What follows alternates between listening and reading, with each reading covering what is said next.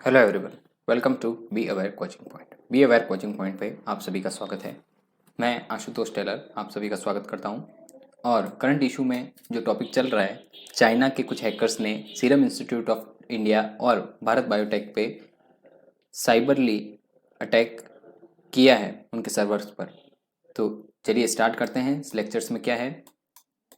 उससे पहले इस लेक्चर्स की पीडीएफ आपको मेरे टेलीग्राम ग्रुप के चैनल पर मिलेगी। मेरा टेलीग्राम ग्रुप का चैनल इस डिस्क्रिप्शन के लिंक में कमेंट किया हुआ है, पिन किया हुआ है। इससे रिलेटेड और भी लेक्चर्स आपको मेरे इस चैनल पर मिलेंगे।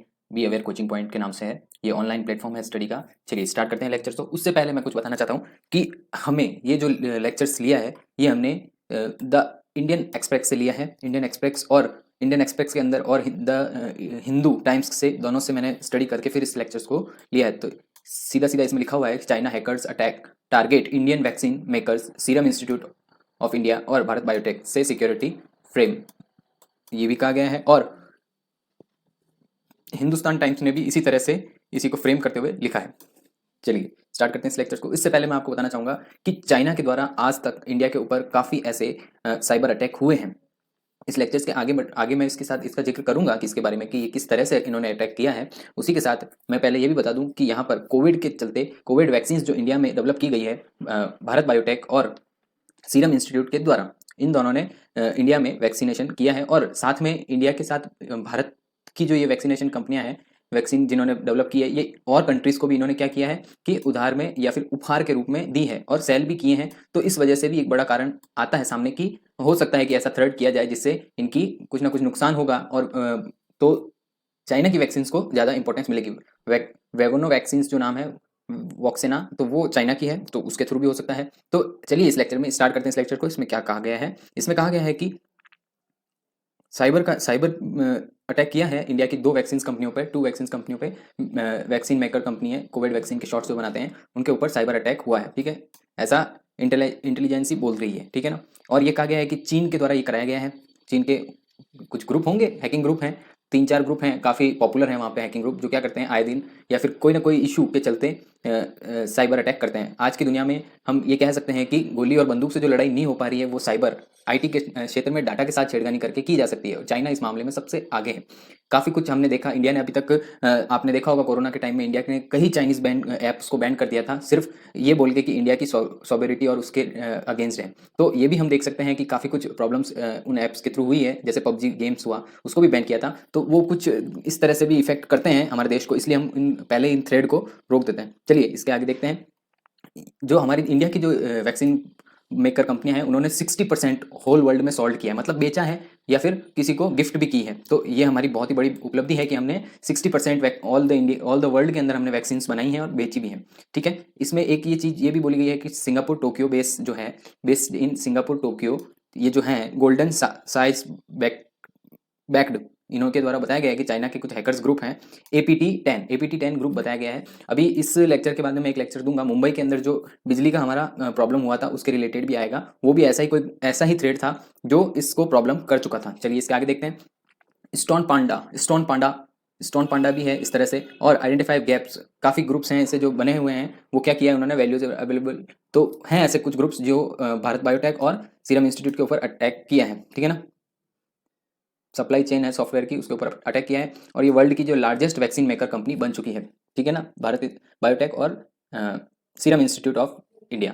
इसी के साथ में क्या ऐसा पहले भी कभी हुआ है या फिर ऐसा क्यों हुआ, ये अगर रीजन देखा जाए तो इसमें यही आंसर निकल के आ रहा है कि मोटिव उनका ये था कि भारत की जो फार्मास्यूटिकल कंपनी है उनको इफेक्ट किया जाए, उनको डिसएडवांटेज किया जाए, जिससे क्या हो कि चाइना अपना वैक्सीन जो है उसको प्रमोट कर सके। ऐसा ब्रिटिश, ये जो बोला है फॉर्मली, ब्रिटिश फॉरेन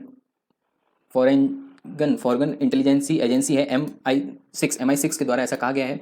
इनके साइबर चीफ एग्जीक्यूटिव हैं राकेश रितेश, इन्हों के द्वारा बताया गया है। और ये भी कहा गया है कि AP10 जो है उन्होंने साइबर सीरम इंस्टीट्यूट ऑफ इंडिया के ऊपर मेकिंग है वो AstraZeneca vaccine for the making countries. तो उन्होंने ये भी कहा है कि इनको कोवैक्सीन को ज़्यादा मैन्युफैक्चरिंग करना है, उनका स्टार्ट करना है, तो उनके लिए भी ये कर रहे हैं ताकि इसका ज़्यादा लोगों के सामने रहे, ठीक है। इसके बाद में ये बोला गया है सीरम इंस्टीट्यूट के जो पब्लिक सर्विस रनिंग बहुत ही कहने का मतलब ये है कि यहाँ पर जो सर्वर्स हैं, पब्लिक सर्विस सर्वर हैं, पब्लिक सर्वर जो है रनिंग के लिए वो बहुत ही वीक हैं, क्योंकि ये गवर्नमेंट के थ्रू किया जा रहा है सब वर्क। तो यहाँ पे इंडिया का ये सबसे बड़ा डिसएडवांटेज है कि इंडिया में सर्वर जो होते हैं वो हैक करना इतना आसान है क्या?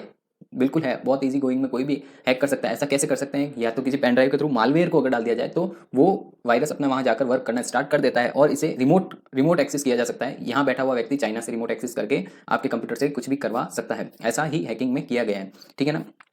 तो मालवेयर या तो मेल के थ्रू आएगा या फिर आपको पेन ड्राइव के थ्रू डाल सकते हैं। पेन ड्राइव के थ्रू डालना तो इम्पॉसिबल है अभी, क्योंकि काफ़ी सिक्योरिटी वगैरह रहती है, तो ऐसा होना पॉसिबल नहीं है। तो यही सोचा जा सकता है कि मेल के थ्रू या फिर और किसी वेरियस मेथड वेज हो सकते हैं उसको भेजने के, तो इसके थ्रू भी हो सकता है। इसी के साथ में रितेश जी ने यही कहा है कि ऐसा कुछ पब्लिक सर्वर वीक होने के कारण हुआ है। और वहाँ पर ये भी कह सकते हैं कंटेंट मैनेजमेंट सिस्टम भी है वो बहुत ही वीक है। कंटेंट मैनेजमेंट और वेब एप्लीकेशंस भी बहुत ही स्लो है, तो इस चक्कर में ऐसा बोला गया है। और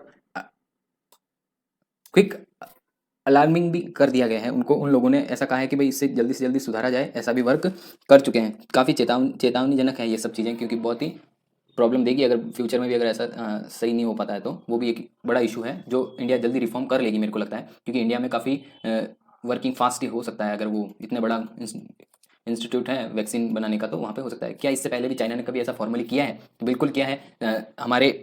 हमारे मंत्रालय के ऊपर भी ऐसा कुछ किया गया है पहले। और ये भी कह सकते हैं कि हमारे ट्विटर्स अकाउंट्स होते हैं उनके ऊपर भी किया गया है। मिनिस्ट्री के ट्विटर अकाउंट में फॉरेन मिनिस्ट्री के भी कुछ हैंडल्स हैं, उनको भी किया गया था हैक पहले। और इसके साथ ये भी कह सकते हैं कि अभी जो लेटेस्ट में मुंबई के अंदर हमारा बिजली का जो होता है उसका पावर सप्लाई को आउट कर दिया गया था, ब्लैक आउट कर दिया गया था। तो वहाँ पर भी चाइना का ही हाथ बताया जा रहा था, क्योंकि ऐसा इसलिए बताया गया क्योंकि उससे थोड़े समय पहले ही गलवान क्लैश हुआ था। गलवान वैली में जो झड़प हुई थी उसके बाद में ये एक विरोध कहा जा सकता है कि चाइना के द्वारा बताया गया था।